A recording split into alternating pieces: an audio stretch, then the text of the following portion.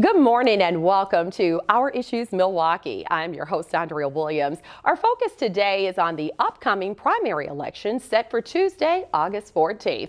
Wisconsin will have primaries for governor and 4 other statewide races, as well as one for U.S. Senator. There are also quite a few primaries in various legislative and county races, including Milwaukee County Sheriff. There are 3 Democrats vying for Milwaukee County Sheriff: Acting Sheriff Richard Schmidt, former Milwaukee Police Department Captain Ernell Lucas, and Deputy Robert Ostrowski. We have 2 of the 3 candidates here today, beginning with acting Milwaukee County Sheriff Richard Schmidt. Schmidt's a 31-year veteran. Since 1986, he's worked in the jail and on patrol duty and was promoted to sergeant in 1996. He became a captain in 2002, deputy inspector in 2003, and inspector of detention services in 2006. He was promoted to senior commander in 2010 and assumed the role of sheriff of Milwaukee County upon the resignation of former Sheriff David Clark Jr. Good morning. Well, good morning. Thanks for having me. Wow, that's quite an introduction, right? Yeah.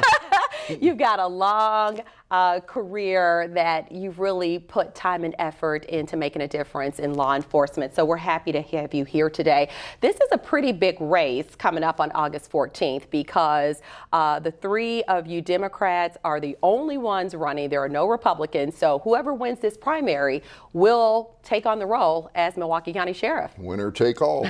Absolutely. We shared a little bit about your background in law enforcement, and like I said, it's lengthy and you have quite a bit of experience. But on this show, we like to give the viewers a chance to know a little bit more on a personal level. So you were born in Milwaukee, yes, and there are some interesting things that really make you the man that you are today. Tell us more. Well, I was born in Milwaukee and spent several years here. My dad then was transferred out to Seattle for a short period. He was an instructor for Boeing.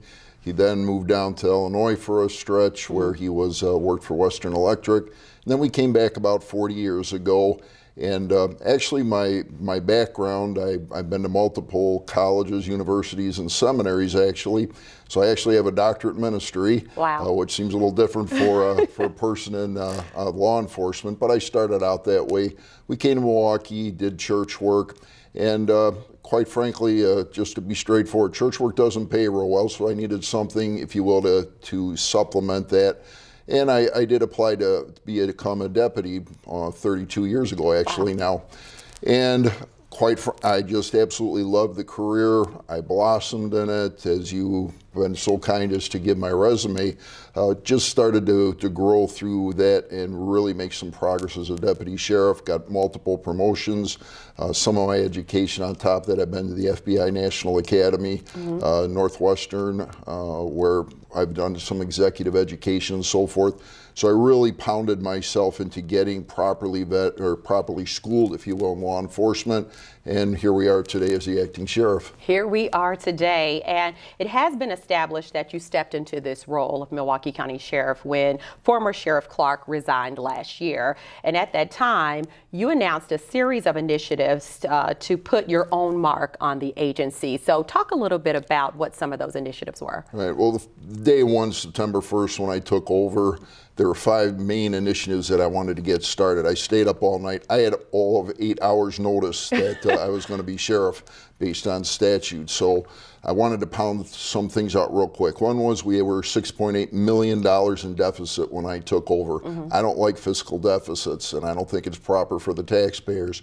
So I immediately went to work, slashed spending in multiple areas, commodities, overtime, some other things that were going on I didn't think were necessary without violating public safety.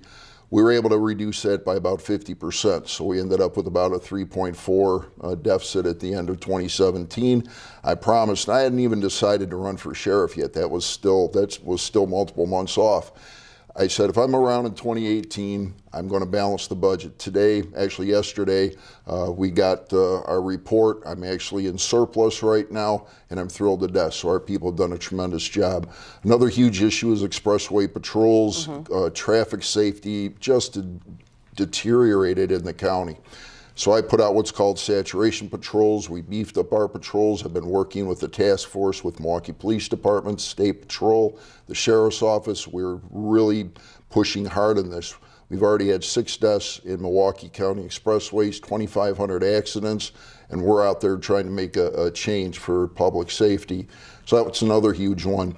Another big thing has been community relations, and how does the sheriff get along with community leaders as well as elected officials? That's huge, considering the past. Exactly. Yeah. And I think we all know the answer to that one. So what I set out to do, the first week I was in office, I called up the county exec. It's like, I want to meet with them. We just got a fantastic relationship now. So we've been working on public safety, budgetary issues, and we're actually friends at this point. So I'm thrilled about that.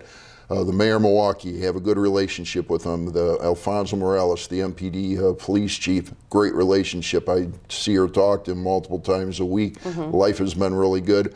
The alder people from Milwaukee, all the mayors, all the village presidents, the police chiefs, which I just happened met with all of them just recently, just have a fantastic relationship. And that's what we need. The people are tired of seeing the fighting and the fussing. That's over with. Only thing we're going to fight is crime and keep a good public optic. All right. Well, one thing we have to bring up, in the wake of 7 custody deaths in the previous 2 years, you moved several top commanders to the jail to provide more supervision, and I think that's worth mentioning as well. Right. There was a horrific death that took place back in 2016. The public's aware of it. There have been charging done on that particular case and so forth. But I wanted to change this whole thing. I run the county jail from 2004 to 2010. I knew what needed to be done.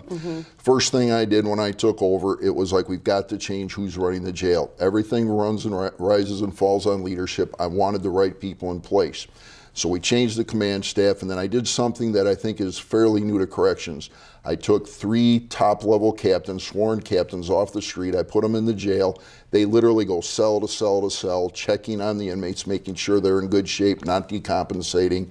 This has been a game changer. We haven't had a bad outcome since I've done this, so I'm thrilled with the progress. Three groups have documented what I did. The National Institute of Corrections came in.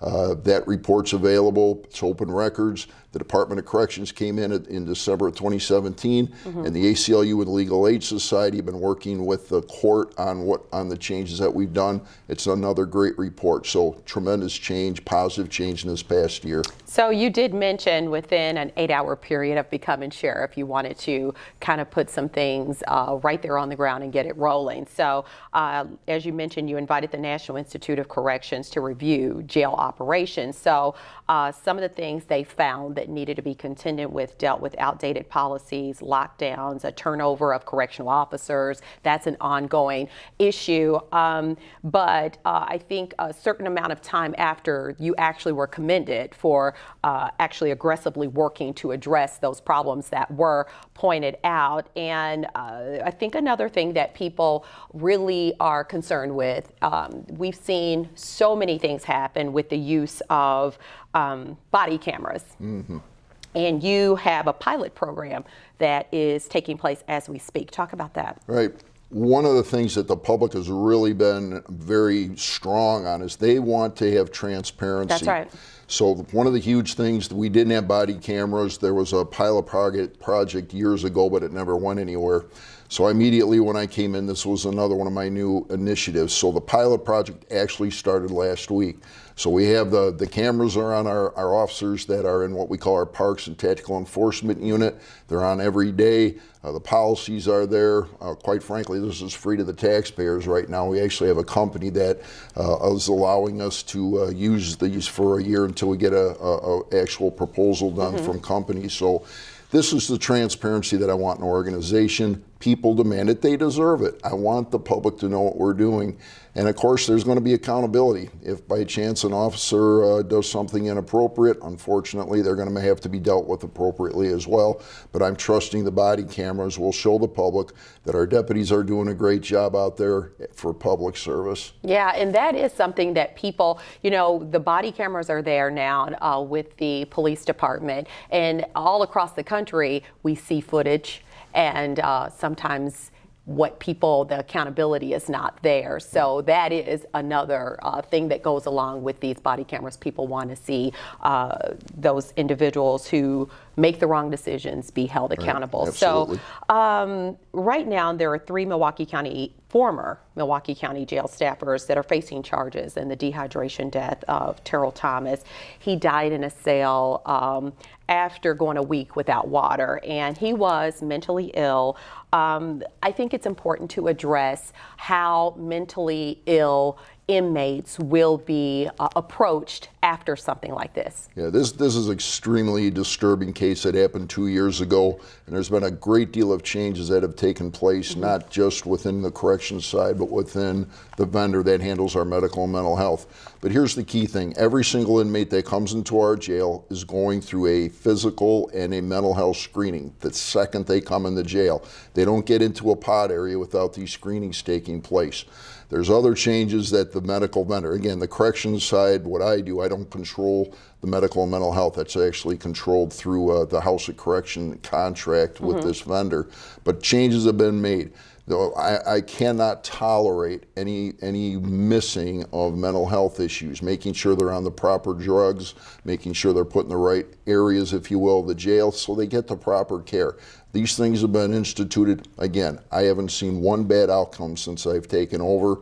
We've really pushed this hard. This is about 34,000 inmates that come through our facility. 34,000 a year come through the jail. 960 inmates are there at any given time. So that is, again, why I put these wellness coordinators in. That's about a $500,000 a year expenditure, but it's worth it. I don't want pretrial detainees dying in our custody. All right, and we're going to wrap up asking if you can tell us in a minute or so, what would be your first priority if elected to office on August 14th? Well, I think I have 12 brand new initiatives that I put in. They're all priority to me. People can go to our website, www.schmidt4sheriff.com, to go through them, because in a minute I can't go through all those things. But my top priority is twofold. One, we're here to serve the public. I want the public to know we care about them. Our community relations, getting in, helping people, serving people, that's priority. Accountability is another part of law enforcement. So yes, when something goes bad, somebody does something inappropriate, criminally liable, they're going to be arrested and they should be held accountable. But the other optic is we want the public to know we actually care about them. We're here to serve them. We're going to work with all county officials, all state, federal officials, and we're going to love people. That's a big, strong word, but that's where we're going. All right. Well, best of luck to you, and I certainly appreciate your time today. Well, thanks for having me. Richard Schmidt is the acting Milwaukee County Sheriff and will be on the ballot August 14th as a candidate for sheriff. For more information on where he stands with the issues, visit Schmidt4sheriff.com. When we return to Our Issues Milwaukee, we'll meet another candidate who's running for Milwaukee County Sheriff, Mr. Ernell Lucas. We'll do that right after this.